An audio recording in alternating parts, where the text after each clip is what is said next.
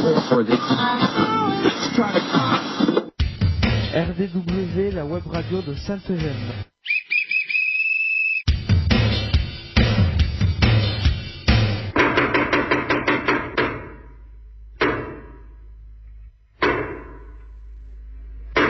RDW, la web radio de Sainte-Eugène. RDW, Web radio de Sainte-Eugène.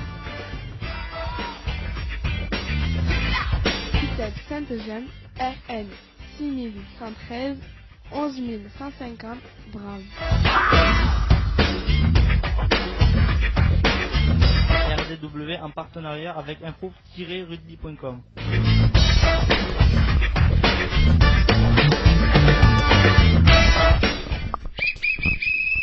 Bonjour et bienvenue sur RDW, la radio du web de Sainte-Eugène en partenariat avec notre hébergeur info-rugby.com.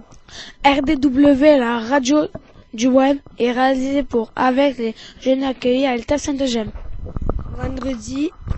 Vendredi 10 à 10h30 à 11h en direct live. Pour nous réécouter, consultez YouTube Recherche et TEP Sainte-Eugène. L'émission précédente sont à votre disposition. Comment écouter en direct l'émission? Tapez sur votre moteur de recherche. info-rugby.radioweb.co/livefeed-1. Choisissez USRK et appuyez sur Play. Aujourd'hui, c'est notre 21e émission de cette année scolaire. Deux animateurs, Luc Fuentes et Vanessa Thun, psychologues à Sainte-Eugène, animeront cette émission. Et bonjour Manu, qui est de retour aux manettes. Nous retrouvons maintenant nos journalistes en herbe. Bonjour Dylan. Bonjour, nous sommes le vendredi 12 avril 2019. Bonjour Yanis. Bonjour, RDW, c'est la radio du web. Abonnez-vous à notre chaîne. Notre petit nouveau Elias. Bonjour, aujourd'hui, nous fêtons les Jules. Bonjour Théo. Bonjour, retrouvez sur uscarcassonne.com et la dépêche.fr l'article concernant notre web radio. Et bonjour Alison. Bonjour, conseil santé avec le printemps, c'est le retour des allergies. Prenez votre précaution. Nous allons passer au programme de l'émission Jingle. Avec info-rugby.com, c'est des matchs pro D2, 15 de France, top 14, fédéral 1 en direct.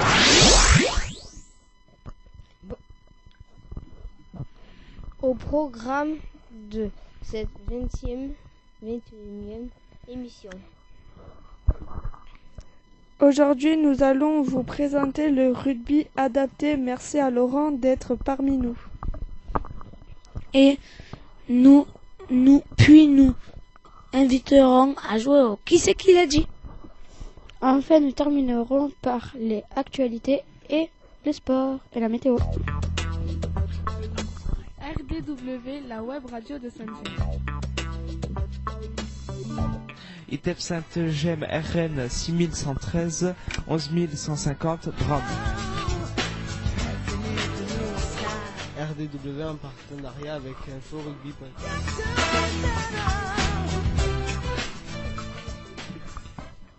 Le rugby adapté. Très bien. Le rugby adapté, qu'est-ce que c'est? C'est un sport qui permet de se valoriser, de maîtriser des situations réelles dans le jeu. Il est un bon moyen de s'intégrer socialement ainsi qu'un moteur d'éducation. Il renforce l'union et le collectif entre tous les joueurs. Cette discipline est une source de découverte et de réussite agissant avec plaisir. Exactement Théo, tu dis des choses importantes là sur le sport adapté. Et donc, comme on vous disait en introduction, bonjour monsieur Laurent Burset, on est très content de vous avoir pour la seconde fois je crois sur RDW. Comment ça va? Bonjour, mais très bien, ça va bien ce matin. Alors, on a une petite surprise, c'est effectivement le jour où nous avons décidé de remettre les ballons de l'USEC, puisque lorsque nous sommes allés faire l'émission, nous avons eu 2 ballons offerts par l'USEC pour développer ce que l'on appelle le rugby adapté. Tu m'as dit que peut-être tu allais faire ce projet, c'était encore pas très sûr. Est-ce que ça avançait un petit peu ce projet? Tu peux nous en dire quelque chose? Le projet est en réflexion pour l'année prochaine. On va essayer donc de le développer ici avec comme objectif de le pratiquer sur l'extérieur. De le préparer ici en interne, mais le but étant d'aller sur l'extérieur et de pratiquer, de partager cette discipline avec d'autres pratiquants du milieu ordinaire, bien sûr, tous ensemble pour accéder à toutes les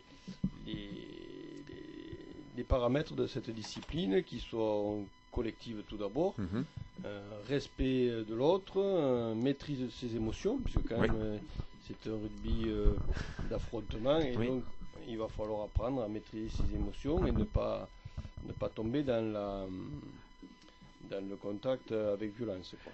Alors, il existe plusieurs formules d'ailleurs, Laurent. Toi, tu nous parles de la formule avec contact, c'est-à-dire avec plaquage. Hein, vous vous rappelez, les joueurs de rugby vous l'ont dit lorsqu'on est allé à l'USEC, le plaquage maintenant, c'est en dessous, ce qu'on appelle les tétons, voilà, en dessous des pectoraux. On n'a pas le droit d'aller un petit peu plus haut. Mais il y a aussi des formules sans contact. Alors, on peut pratiquer le rugby sans contact, c'est le jeu au flag, c'est ça, on appelle ça. Ouais. On peut le pratiquer avec un effectif réduit comme le rugby à 7 aussi. On peut le pratiquer avec des protections pour aller au contact, pour s'habituer au contact. Et en fonction de l'évolution, mais on adapte la pratique qui est la plus adaptée. On revient toujours sur ce mot, mais c'est un mot quand même qui est important, quoi. Donc, pour que tout le monde puisse s'épanouir et prendre du plaisir. Alors bien sûr les protections, vous en connaissez au moins 2 parce que la dernière fois qu'on est allé à l'USEC, on les a présentées. Vas-y Théo, c'est quoi par exemple? Le casque. Le casque bien sûr pour les commotions et tout ça. Et comment on appelle ça? Dentier. Le protège-dents, le dentier. Voilà, on dit plus protège-dents pour effectivement que lorsqu'il y a des chocs au niveau du visage, au moins la zone buccale soit protégée. Les règles, on va parler vite fait des règles. Laurent, le rugby adapté ce sont les mêmes règles que le rugby classique, non? Ce sont les mêmes règles, oui. Alors peut-être un peu plus simplifiées, mais de manière à viser la protection des joueurs, des enfants, quoi. Bien sûr. Pour éviter quand même les blessures. Et après, oui, ce sont les mêmes. Ouais. D'accord. Alors les objectifs retenus, alors ça c'est ma personne, mais tu les as déjà un petit peu annoncés. C'est la connaissance de ce sport, parce qu'avant tout, il faut, si on fait une passe en avant, eh ben on n'a pas très bien compris comment ça se passait au rugby, par exemple, les mêlées, les touches, sachant qu'on peut adapter tout ça. Il y a surtout cette notion de collectif, comme tu disais tout à l'heure. J'ai marqué aussi l'engagement physique et psychologique. Et l'engagement physique et psychologique, ça rejoint ce que j'ai dit tout à l'heure. Donc l'engagement physique, oui, qui est quand même c'est un sport de mouvement, donc qui est exigeant, et puis psychologique par ses émotions. Il faut accepter quand même que autant on peut plaquer et autant on peut se faire plaquer, on peut se faire donc malmener, quoi. Mais c'est pas pour cette raison qu'il faudra dégoupiller, si j'avais dit entre guillemets, il faudra quand même contrôler ses émotions. Même si parfois ça arrive, même dans le milieu professionnel. Oui, ça arrive. Quoi. Ça peut arriver, exactement. Ça peut arriver. Alors moi j'ai marqué acceptation de tous, en plus, comme objectif, la tolérance envers les autres, et puis surtout l'entraide, parce qu'avec cette notion de collectif, on oublie souvent que, il y a le copain qui doit venir aussi nous aider, qui peut venir compléter notre action, et que si on marque pas un essai, c'est pas grave, on peut aussi le faire marquer. Hein. Donc on est un petit peu dans tout ça, hein, Laurent. C'est le sport collectif, hein. Ça c'est le rugby, c'est le handball, c'est le foot. Voilà, on pratique ensemble pour amener le ballon dans cette zone pour marquer un point. Donc on se doit d'être solidaire et au soutien de l'autre. Au soutien dans les deux sens du terme, c'est-à-dire au rugby, le soutien est très important. On se doit autant que possible être un soutien du porteur du ballon pour toujours continuer l'action. Eh bien écoute, on souhaite vraiment bonne vie à ce projet, on espère qu'il verra le jour et on verra même comment on peut l'adapter nous avec maintenant qu'on connaît un petit peu l'USEC, qu'on connaît les espoirs, voir s'il n'y en a pas qui peuvent venir proposer des choses à nos jeunes, hein, ça pourrait être tout à fait intéressant. Je veux pas encore trop en dire, mais j'espère que ce projet verra le jour. Maintenant on va être un petit peu plus, on va faire une petite cérémonie. Je vais demander donc à Yanis et à Théo de venir me rejoindre, car ils vont t'offrir, mais sur t'offrir parce que tu l'as, le représentant de l'institution et de ce projet, le premier ballon que l'USEC nous a offert, et on les remercie encore beaucoup. Je vous laisse les garçons l'offrir tous les deux à Laurent Burstin, et j'appelle Alison et j'appelle Dylan qui vont remettre le deuxième ballon. Ce sont nos reporters hein, qui ont fait ce travail-là, et grâce à eux, ben voilà, c'est pour l'institution. Eux, ils ont eu droit à un petit t-shirt. Le projet du rugby adapté a droit à 2 ballons de l'USEC. Je pense qu'on va se dire au revoir, monsieur Laurent Burstin. Merci. Pour compléter l'intégralité de ce que l'on vient de dire là, Manu va nous passer 3 petits reportages sur le rugby adapté. À toi, Manu. Pas de mêlée ni de plaquage. Au rugby sans contact, il s'agit davantage d'adresse et de vitesse. Ballon Passion France est la seule association à s'ouvrir à un public d'handicapés mentaux. Elle a créé pour eux le rugby adapté. Il fallait trouver un moyen de pouvoir mélanger les pathologies. Je me suis dit, je vais faire du rugby, mais en même temps, il va falloir que j'enlève les chocs. Et rien de mieux que pour faire soit le toucher ou avoir un flag. Un tournoi sous le signe de la mixité. Garçons, filles, enfants et adultes handicapés se côtoient dans les équipes, mais aussi avec les personnes non handicapées. Mathis, Arthur et Gaspard sont venus arbitrer de façon bénévole. J'ai le sentiment que quand même, grâce à ce sport, ils étaient soudés entre eux, même si malheureusement ils sont handicapés et tout, ils y pensaient pas trop et leur but c'était d'aller marquer derrière cette ligne. Que tu aies le ballon, que tu essayes de te faufiler, de marquer, c'est très bien. Maintenant tu verras à des moments que de suite ils t'attendront. Rugby classique ou adapté, la finalité reste la même. Il faut réussir à jouer ensemble pour remporter la victoire. Maureen vient tout juste de marquer un essai gagnant. Comme en équipe, on les a bien massacrés et je suis très contente. Aujourd'hui, l'association cherche à s'ouvrir à un public encore plus large. Transmettre sa passion à toutes les personnes déficientes. Il ne reste plus qu'à jouer, le ballon ovale est dans leur camp. À la plaine du hameau, le terrain de rugby se partage et la passion se transmet. Ici, le rugby et le handicap ne font qu'un, même s'il faut ajuster quelques règles. Il existe 3 niveaux au rugby adapté, le toucher comme à 7, le plaqué, puis le vrai jeu fluide que tout le monde connaît. Certains vont connaître une évolution et changer de niveau de jeu, d'autres ne plaqueront jamais. C'est l'une des raisons qui pousse les entraîneurs à faire des groupes de niveau lors des tournois. Mais ici, la compétition ne domine pas. La priorité, c'est que les jeunes puissent jouer au ballon et prendre du plaisir tout en apprenant. À Bressol, dans le Tarn-et-Garonne, se déroulaient les premiers championnats de France de rugby adapté. Plus de 250 joueurs atteints de handicap mental ou bien de troubles psychiques ont participé à cette compétition. Quand le sport permet de surmonter sa différence, c'est un reportage de Julie Valin et Thierry Villéger. Profitez de chaque moment. À quelques minutes de disputer leur première finale, les joueurs écoutent les derniers conseils du coach. Allez, on fait ça pour toi. Allez, tous sont déficients mentaux, mais sur le terrain, peu importe le handicap. L'envie est là et chacun donne le meilleur. Après 14 minutes de jeu, les rugbymen gersois battent les Auvergnats 7-4.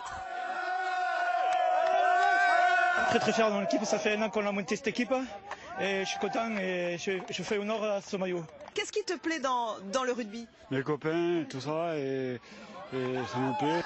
Pour ces joueurs atteints de troubles psychiques parfois importants, le rugby permet finalement de contenir leurs émotions. Je me suis rendu compte que c'est aussi un défouloir.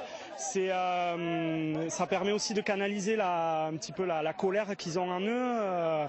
Et vraiment, c'est un super outil le rugby. Puis c'est un lien social extraordinaire. L'autre finale oppose le club de Valence d'Agen à Clichy. Ces joueurs sont moins déficients, mais il y a toujours 2 arbitres. Un qui juge, l'autre qui réexplique les consignes sur un terrain plus grand. Le handicap joue sur ce qu'on appelle le repérage dans l'espace, joue aussi sur les capacités à prendre des choix. Donc le but du jeu, effectivement, c'est de limiter de plus en plus l'espace sur un handicap élevé. Et plus le handicap est léger, plus on va avoir des choix à prendre et un espace à gérer. Le rugby adapté se pratique depuis une quinzaine d'années et commence à se structurer. Pour ses premiers championnats de France, Émile Ntamak, ancien international et parrain de l'association Ovalie Espoir, est même venu encourager ses joueurs qui montrent encore une fois que le rugby est bien l'école de la tolérance. Voilà, c'était les petits reportages sur le rugby adapté. Merci encore à monsieur Laurent Burstin d'être venu parmi nous. On va passer au qui c'est qui l'a dit. Vous savez, c'est un grand moment de l'émission où chacun doit compter un petit peu ce point de semaine en semaine. Et donc, je vous rappelle le principe, notamment pour Elias, notre nouveau reporter. Je vais dire une citation, une phrase de quelqu'un, et il faut retrouver qui c'est qui l'a dit. C'est tout simple. Vous avez le droit de poser des questions. Moi, je ne peux répondre que par oui ou que par non. Si je vois que c'est un petit peu difficile pour vous, ce que je ne pense pas, je vous donnerai des indices. Attention, vous êtes prêts ? Oui. On y va. La peur est le chemin vers le côté obscur. La peur mène à la colère mène à la haine mène à la souffrance. Est-ce qu'il fait partie d'un dessin animé ? Oui, mais on le connaît d'autre chose. Est-ce que c'est un monsieur avec des lunettes? Non, est-ce que c'est un acteur? C'est un acteur. Est-ce qu'il fait des livres? Non, il fait pas des livres. On a dit que c'était dans le cinéma. Est-ce que c'est un samouraï? Oui, c'est dans des films, oui. Est-ce qu'il fait samouraï? Il fait pas samouraï, la sauce qui pique, c'est ça? Qui pique les yeux. Non, c'est pas ça. Est-ce qu'il passe à la télé? Et il passe aussi à la télé sur des dessins animés. Mais c'est d'abord, on le connaît par le cinéma, les films. Je répète, écoutez bien, il y a un indice dans la phrase. La peur est le chemin vers le côté obscur. La peur mène à la colère. Non. Star Wars, on est dans Star Wars, il a trouvé Théo. Attention maintenant. C'est Dark Vador. Ce n'est pas attention, t'es éliminé. Hein. Quand on donne les mauvaises réponses, c'est pas bon. On pose d'abord des questions. Dark Vador, par exemple, tu peux me dire, est-ce qu'il a un masque? Ouais, est-ce qu'il a un masque? Il n'a pas de masque. Est-ce qu'il est poilu? Non, il n'est pas poilu. Est-ce qu'il a une cape? Est-ce qu'il est vert? il peut avoir une cape. Est-ce que vert. Yoda, point pour monsieur Dylan. Dylan, pardon. Deuxième, qui c'est qui l'a dit? Attention, je pense que ça peut aller très très vite. Parce que si vous trouvez le thème, je pense que ça peut aller vite. Mon objectif, c'est d'être le meilleur joueur du monde. Pour cette saison, je veux faire 25 matchs et être dans les 5 meilleurs joueurs. Est-ce qu'il est au rugby? Pas rugby. Est-ce qu'il est au foot? Est-ce qu'il joue en France? Il joue en France. Non, pardon, il ne joue pas en France. Il ne joue pas en France. Mais c'est un joueur français. Est-ce qu'il joue à Paris? Il joue pas à Paris. Real? Non plus. Oh putain. Il est blanc? Il n'est pas blanc. Il est noir? Oui. Alors, il y a Elias. Pogba. Et Paul Pogba, premier point pour monsieur Elias dans ce qui c'est qu'il a dit. Bravo, exactement. Je vous ai dit que ça pouvait aller très très vite parce que c'était assez facile. Attention, les fois prochaines, je vais corser un petit peu plus mes questions parce que là j'avais fait effectivement, je savais pas comment au niveau des horaires avec Laurent Burstin ça allait se faire, donc j'ai mis deux choses un peu assez faciles. La prochaine fois ça risque d'être plus compliqué, mais maintenant c'est l'heure des actus de Sainte-Gemme et des actus générales.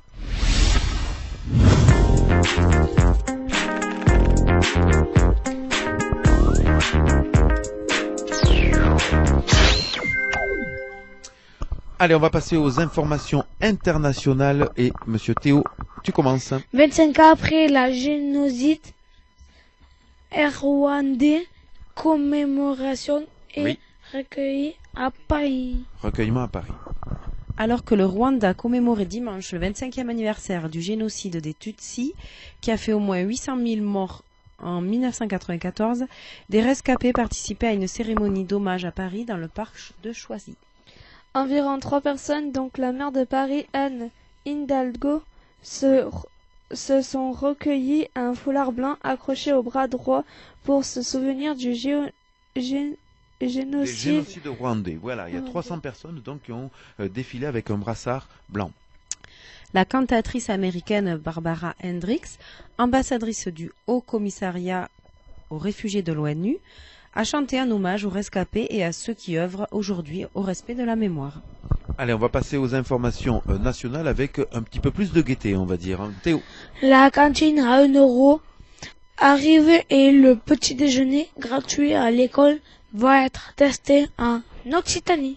Le gouvernement va lancer dans les prochains jours des mesures du plan de lutte contre la pauvreté de la cantine, ainsi que des petits déjeuners gratuits à l'école dans les quartiers en difficulté. Les académies de Montpellier et Toulouse feront partie de ces premières zones expérimentales. Voilà, donc c'est une assez bonne initiative. On va passer à une information nationale sur le rugby. Monsieur Théo, avec de la concentration, s'il te plaît. Guy Noves contre la Fédération française de rugby. Oui.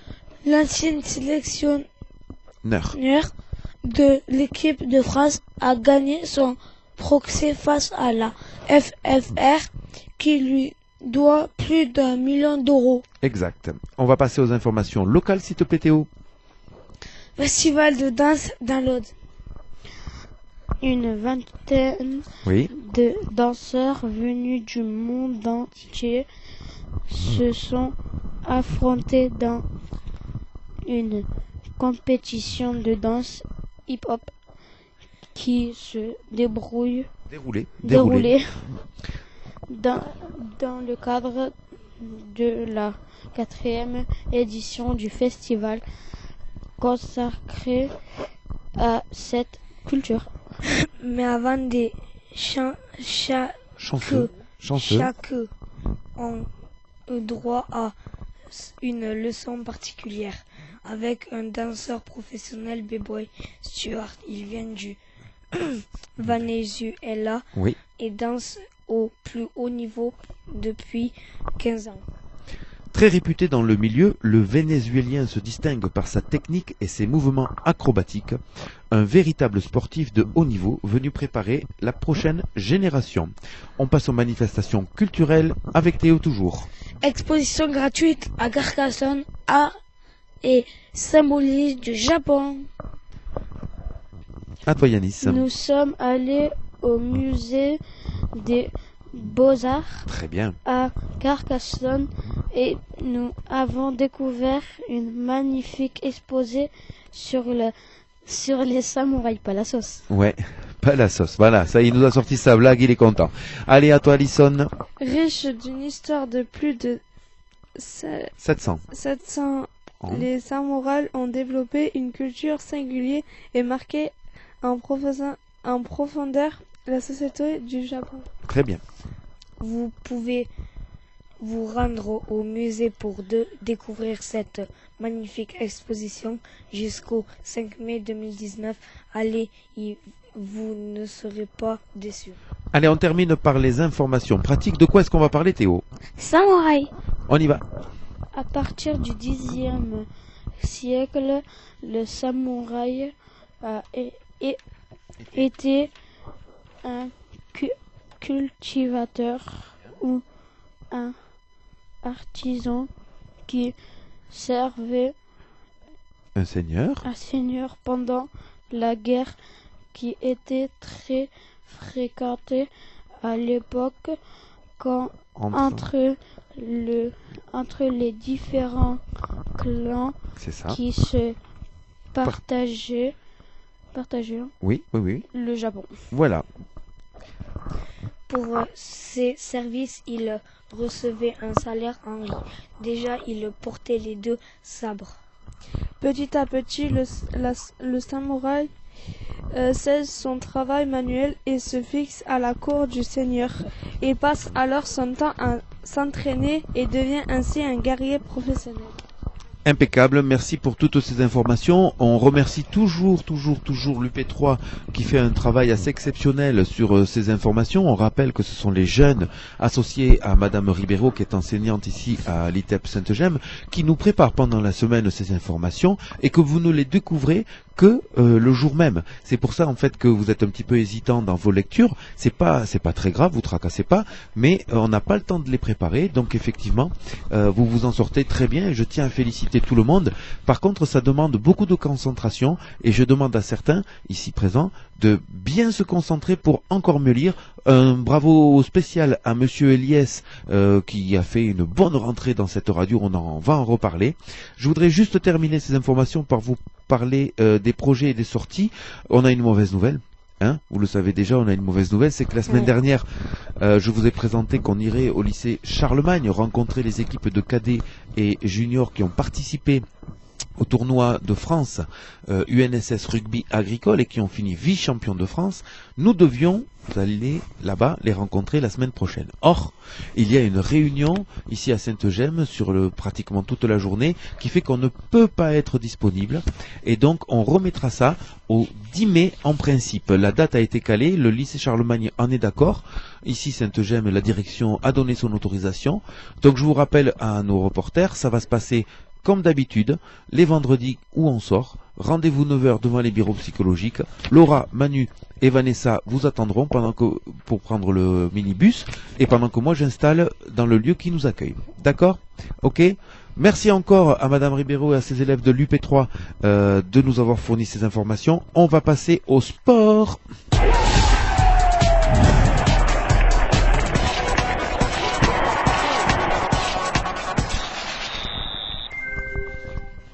Rugby Pro D2, retrouvez tous les matchs sur info-rugby.com. L'USEC se déplace à Brive, match. Brive. Toi t'es Brive de Nice, hein? C'est Brive. Brive de la Gaillarde. Comptant pour la 28e journée de Pro D2, l'USEC est 10e au classement. Alors ce soir à la bodega de l'USEC, la bodega c'est la structure où les fans de l'USEC peuvent venir, il y a la retransmission du match Théo, donc si tu veux venir ce soir, il va y avoir de nombreuses personnes, dont des joueurs de l'USEC qui n'ont pas fait le déplacement, ainsi que les cadets de l'USEC qui vont venir et qui ont été invités à manger une paella ce soir, donc il va y avoir pas mal de monde pour regarder ce match. Dernière info, c'est que aujourd'hui l'équipe de Carcassonne va se présenter face à Brive avec beaucoup d'espoir et beaucoup de jeunes qui vont jouer. Donc on espère qu'ils vont pouvoir se débrouiller sur le terrain. Théo, tu voulais nous dire quelque chose? C'est où? À Domecq. À Domecq, au stade d'Albert Domecq. Mais tu sais là où tu es venu la semaine dernière et tu as pu voir ton match avec papa parce que qu'est-ce qui s'est passé? Mais mon frère il était venu, il a fait des bêtises. Donc il a pris le billet, le mec, et il est venu voir le match et effectivement, et l'USEC, qu'est-ce qu'ils ont fait? Ils ont gagné 46-10. Et qui c'est qui a marqué? Louis Marou. Louis Marou, on lui donne le bonjour à Louis Marou. Numéro Bien. 12. Allez, on va passer à la météo.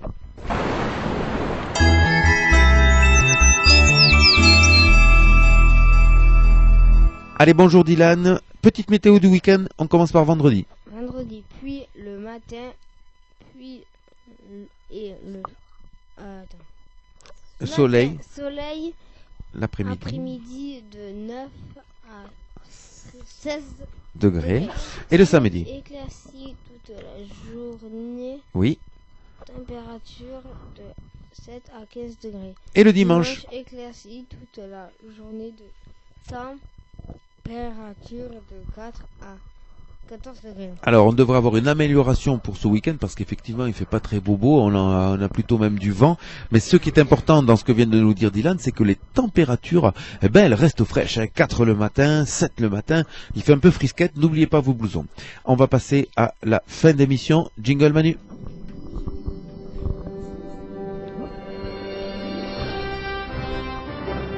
RDW, la radio de Sainte-Gemme. ITAP Sainte-Gemme, AM 6113, 11150 grammes.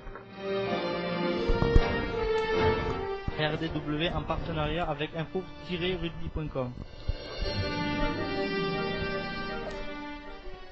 Ah là là, excusez-moi, j'ai juste oublié quelque chose dans notre programme, c'est que notre reporter Dylan a une petite blague à nous raconter.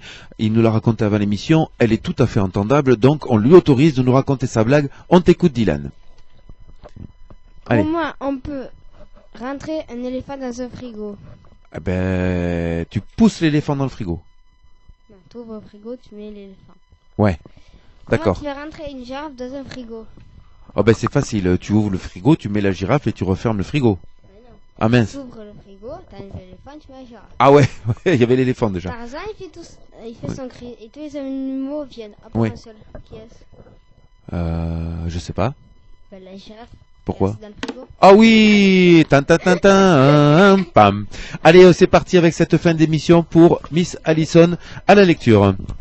Ainsi s'achève ce 21e numéro sur RDW saison 2. On espère que vous avez pris autant de plaisir à nous écouter que nous a réalisé cette émission. Oui. N'hésitez pas à faire découvrir notre web radio Parle à vos amis, à votre entourage. Comment écouter en direct l'émission? C'est facile, vous tapez sur votre moteur de recherche info-rugby.radioweb.co/livefeeds-1. Choisissez USKK et appuyez sur play. Comment réécouter l'émission ou l'écouter et En différé.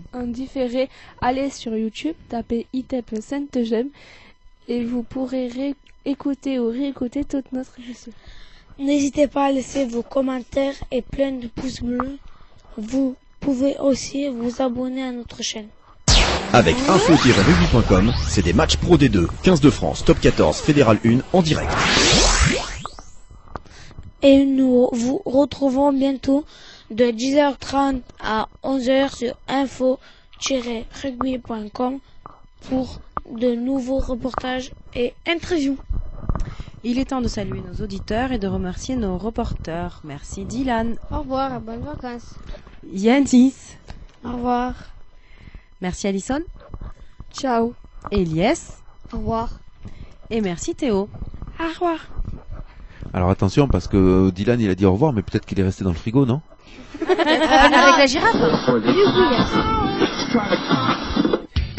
RDW, la web radio de Sainte-Gemme.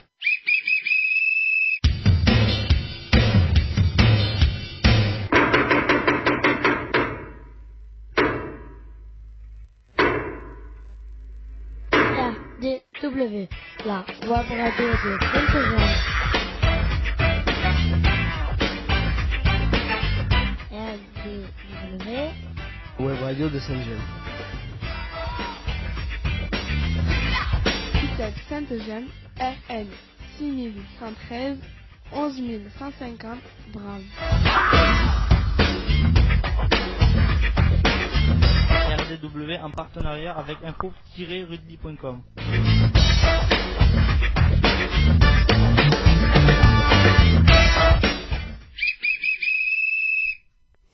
Rendez-vous pour notre prochain direct, vendredi 10 mai 2019. Et maintenant, silence radio.